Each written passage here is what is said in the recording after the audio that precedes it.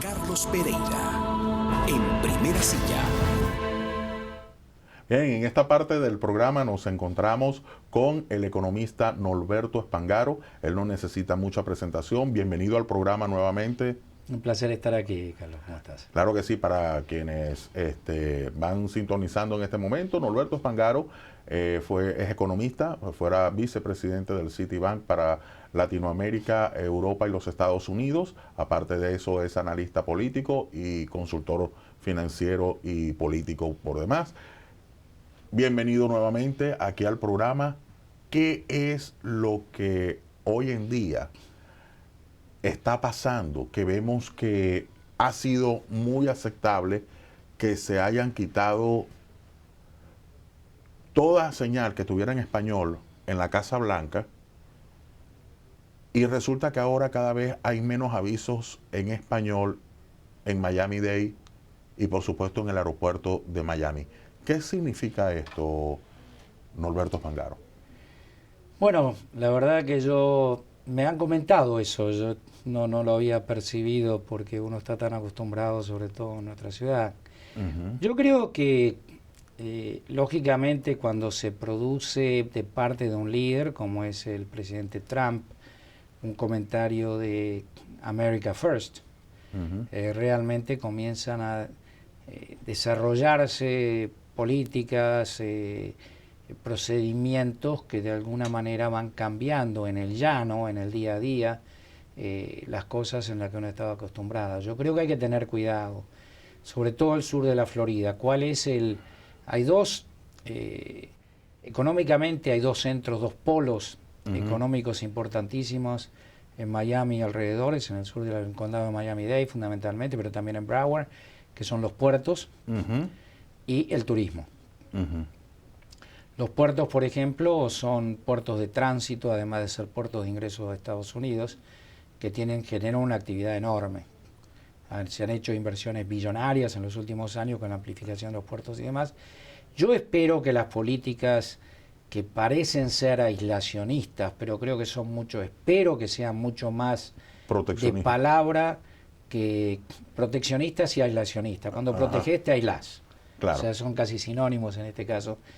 Yo espero que la retórica no llegue a llevarnos a ser un país que se aísle y que quite esa actividad tan importante que tiene el sur de la Florida como puerto de entrada de los productos latinoamericanos a los Estados Unidos y principalmente a nosotros. ¿Puede afectar un rechazo al idioma español la economía en el condado?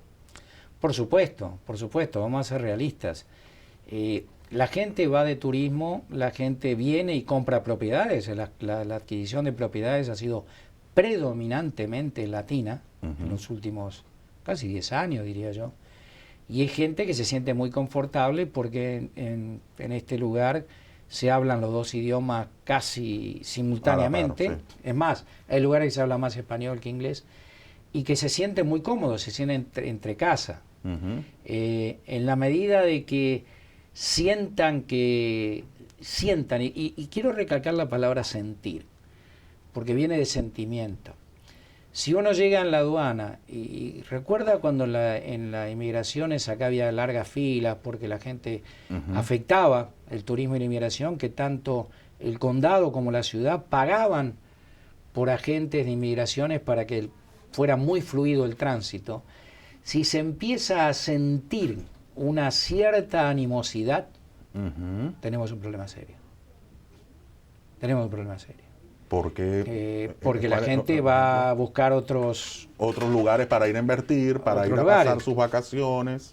Otros lugares. Ya, o sea, Miami dejaría de ser Yo no creo que eso suceda, porque Miami todavía tiene un ambiente muy especial, muy particular. No veo un lugar en la zona, en el uso horario, que reemplace a Miami. Ni Brasil, que tiene excelentes playas y demás, está en esas condiciones. Sí, pero geográficamente Miami... Cuba va a tardar otros 20 años en realmente liberarse, abrirse, y no lo puede ser. O sea, no veo un reemplazo, pero sí puede ser, y esto con mucho cuidado, no es que se vendan las propiedades y demás, pero que la gente haga más turismo a Europa, Europa fue muy afectada por los temas de seguridad. En la medida que Europa tome calma en seguridad, el euro está muy bajo, te da la posibilidad de ir a Europa mucho más barato a lo mejor que venir a Estados Unidos. Yo realmente... Hay que tener cuidado. Yo lo que digo es que ser prudente.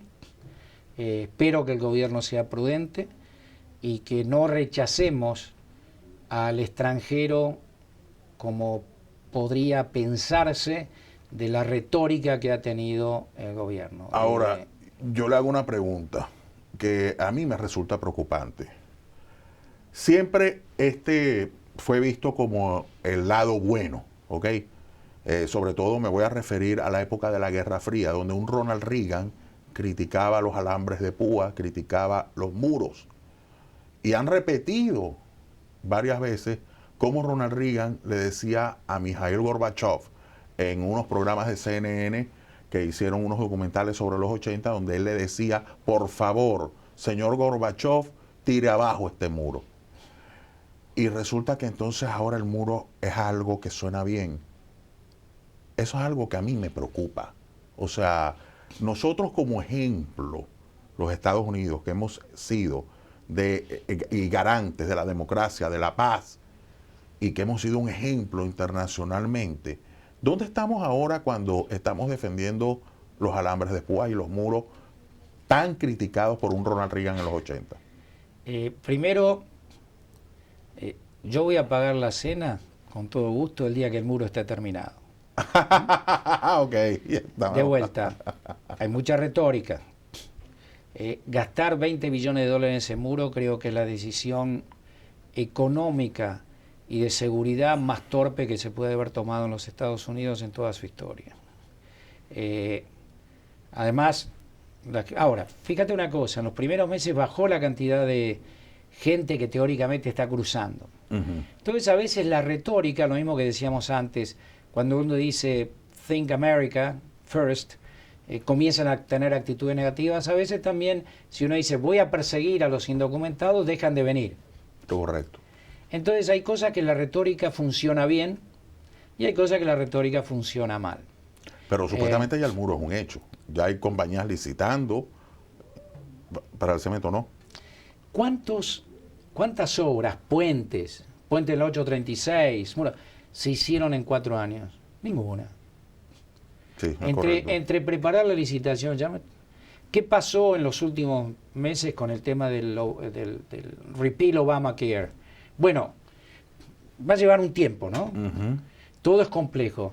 De la retórica voy a bajar a ISIS en un mes o en 2 meses a llevarla a la realidad. Hay otra cosa. Yo creo que ahora estamos llegando a la realidad.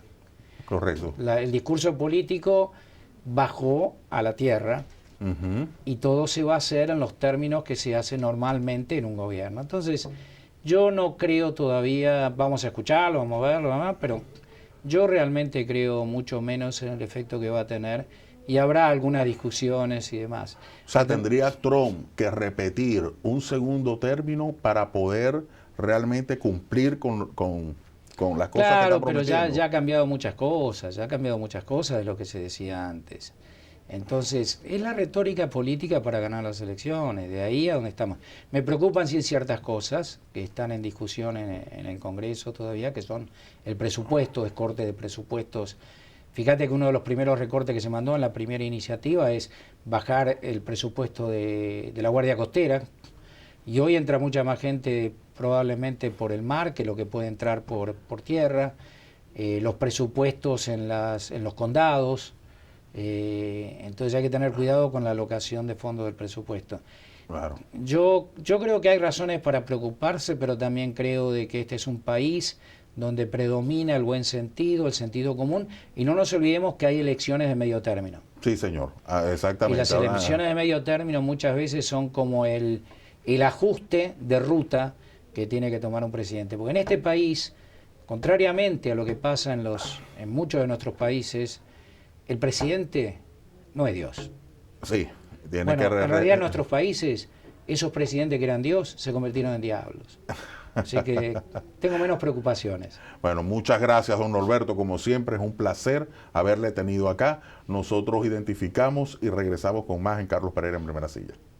Carlos Pereira, en Primera Silla.